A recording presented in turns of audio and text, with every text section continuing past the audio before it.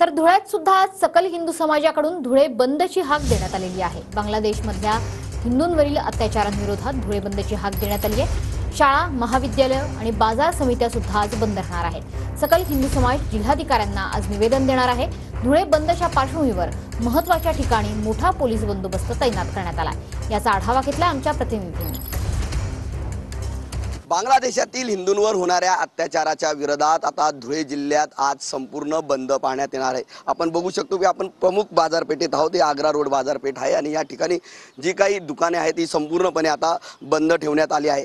सकल हिंदू समाजाच्या वतीने हा बंद पुकारण्यात आला असून याचबरोबर धुळ्यातील पिंपळनेर असेल, साखरी असेल, दोंडाईच्या आथे या ठिकाणी देखील बंद पाळण्यात येणार आहे। विशेष म्हणजे या बंदमध्ये शाळा देखील बंद ठेवण्यात आलेल्या आहे। संपूर्ण धुळे जिल्ह्यातल्या शाळा या ठिकाणी बंद आहेत। त्याचबरोबर एसटी सेवा जी आहे ती देखील टप्प्याटप्प्याने जशी परिस्थिती निर्माण होईल त्या पद्धतीने बंद करण्यात येणार आहे। या ठिकाणचे बाजारपेठ असेल किंवा कृषी उत्पन्न बाजार समिती असेल, रिक्षा असेल, ही सर्व बंद ठेवण्यात येणार आहे। आणि एकूणच प्रशासनाच्या वतीने खबरदारी म्हणून पोलीस बंदोबस्त मोठा लावण्यात आला आहे। कारण नाशिक येथे जी घटना झाली त्या घटनेच्या पार्श्वभूमीवर पोलिसांनी देखील मोठा बंदोबस्त या ठिकाणी लावण्यात आला आहे। त्यामुळे आता हा जो काही या ठिकाणी सकल हिंदू समाजाची जी मंडळी आहे ही दुपारी या ठिकाणी 11 वाजेच्या दरम्यान हे प्रशासनाला निवेदन देण्यासाठी या मार्गावरून जाणार आहे। कॅमेरामन प्रसादसह मनीष मासोळे, TV9 मराठी, धुळे।